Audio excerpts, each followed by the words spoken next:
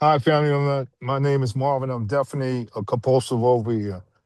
Um, I weigh and measure 3 meals from the Gray plan. I turn it over to my sponsors. My higher power and abstinence is the most important thing in my life. I want to thank this group. I don't know if I've ever been here. I might have some way back, but I'm not sure. Um, the day before my 34 years to share my experience, strength, and hope. So this is a little different for me. And then I have people that's starting to ask me to speak. A lot of times I don't really talk about it because it's a meal at a time, a day at a time, and sometimes a moment at a time.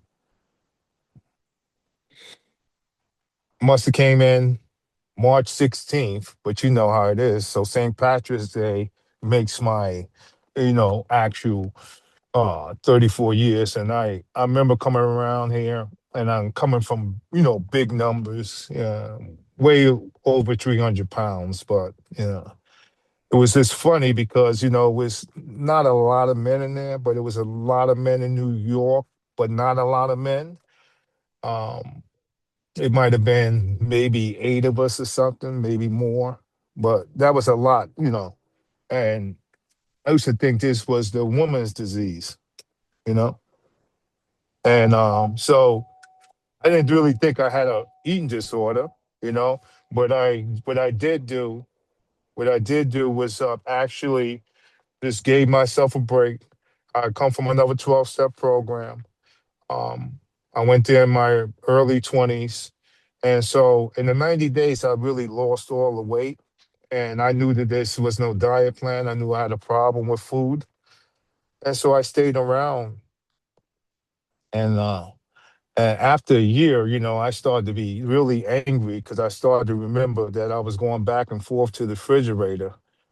And they used to say I was greedy. I didn't never think that I really had a problem with food. But as the clarity started to set in and then start doing AWOS and starting to stay around, I realized that food was my first love. And I did that to get out of myself at a very young age. And then I went to other things and I forgot about the food. Once I put those things back, I went fully into the food. Um,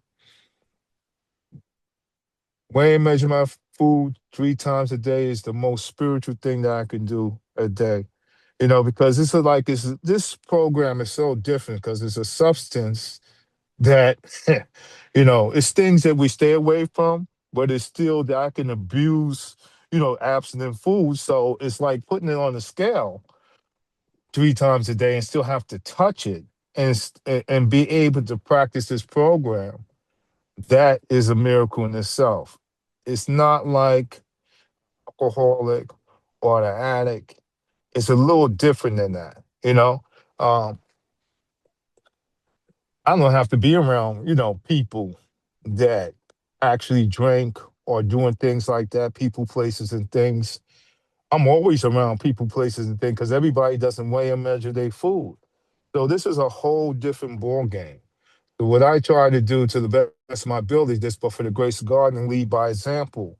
But how I got in here, someone was glowing and they lost a lot of weight, and there was another 12-step program with me, and that's I said, yo, what are you doing? And they said, well, I'm, going by this Gray plan, and we weigh and measure our food, and you need a sponsor to get that. But I said, well, he said, I can tell you where there's a meeting at. I thought about it. I said, no, I don't want to go to a meeting. Just give me the food plan. And so what he did was he didn't give me the food plan.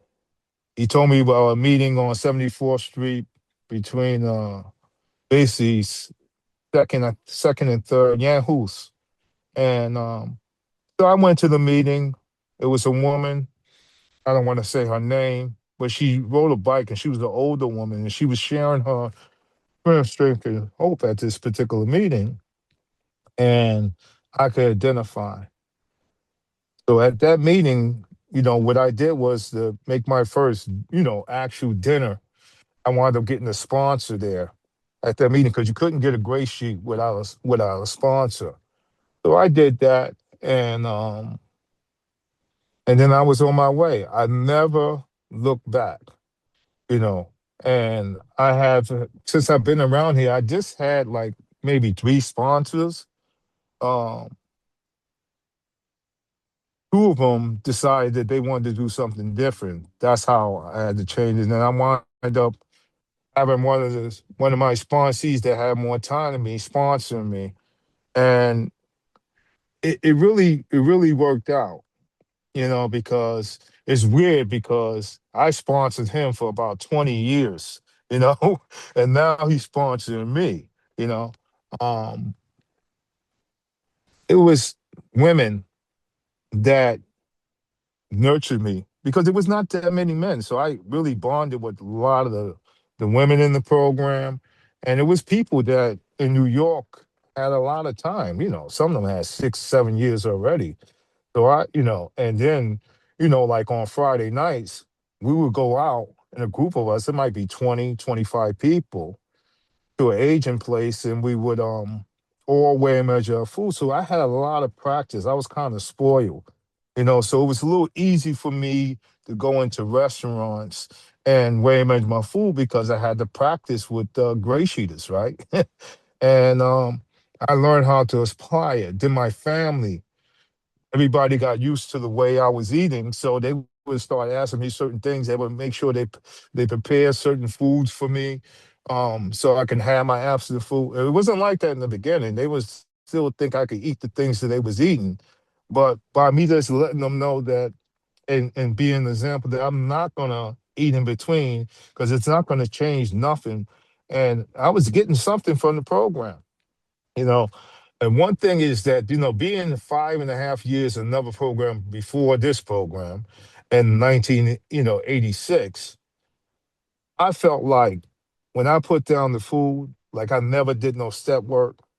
Um, I was not rage, but a lot of really, really a lot of internal anger, and basically because I didn't want to accept the fact that I was a compulsive overeater. Um, when I eat, I break out in fast food restaurants and everything else. There's no, there's no my body image. Even being absent for all these years, my eyes are broken. Um, when I was, I remember the times that I couldn't sit in one seat and had to sit in two. I remember the times to see the reflection off the glass and didn't recognize myself no more.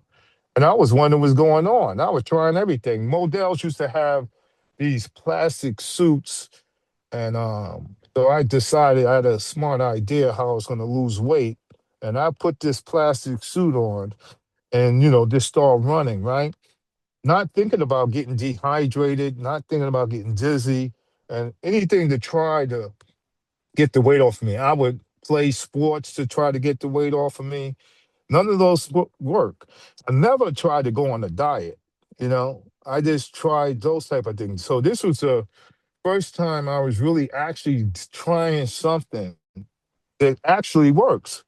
So I know it's other things in the world that people do, but there's other things in the world where people take shots and all these other things that's going on. I thank God that I'm not involved with that. Thank God this is before, this is after I came into the rooms, and this I hear about this stuff that's been happening in the last 4 years for people to lose weight.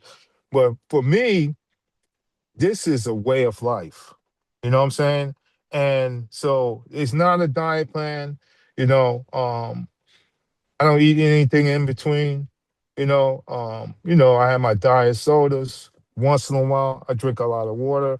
I exercise. It's a physical part of this program. I learned, to go to the doctor, the eye doctor, all the things that I need to do to take care of the physical part, right? But I did it more when I came into, GS. I make sure I get a physical once a year. I don't mess around with this disease because this is a disease that tell me I don't have one. And also, if I decide to eat or certain foods off the gray sheet, I can break out in other diseases because my family, I come from a family that suffer from diabetes, hypertension, cancer, you name it, my family have it. And there's always a possibility that can happen to me, you know. Um, so I'm kind of vigilant around certain things that I eat. But, once in a while I got to treat myself too, when it comes to some greasy foods that are maybe greasy or whatever. But I don't do it on a regular basis. But when I first was starting to do this program, I ate everything that you could think of. Man, I'm hungry and stuff like that. They tell me I can weigh and measure my food. I can't eat in between. I can't have none of these starches and sugars. And so I did what I needed to do. I had the 2 liter diet soda by my bed. If I felt like eating, I drank that soda, right? I didn't care about nothing. If I got bloated and I had to run back and forth to the bathroom. And I did all these things just to stay abstinent. And I practice it. So I suggest to the newcomers that the most important people in the meeting, like we don't have to eat. You know what I'm saying? We can pick up that telephone. I don't want to say that telephone is heavy. I just don't like picking up the phone when I don't want to pick up the phone. So this year and the previous years, I've been picking up the phone. But what happens is I justify it because people call me, I sponsor people and stuff like that. But it's once in a while, Marvin, pick up the phone just to say hello to someone. Once in a while, someone that you might be familiar or you're not familiar, just to say hello. I'm absolutely grateful. And so this year, I've been practicing more, and then once in a while, I get away from it. Service is very, very important. Just showing up to a meeting is doing service, to be honest with you. But it's all levels of types of service, right? And so service keeps me here. You know what I'm saying? It helps me, but I can't do it nothing alone. This is like a we program. It's not I. So I always think about the we part because I never know that if I'm gonna get the thoughts or the feelings that not really fact, decide that I want to eat compulsively. Eating compulsively in between doesn't make sense to me this moment. But tomorrow it might, So, I keep it up front that I'm abstinent for this moment. I got one meal coming, you know. And I really appreciate the men and women in this program because without y'all, it's no me. See, I don't fool myself. I don't think that I could take this food plan and go into isolation, and maybe I could stay absent for a little while. But I don't want to take that chance. I just rather be here with y'all and grow instead of me going through things, learn how to grow up, you know. I try the best I can to show up, suit up, and grow up, but I cannot do that alone.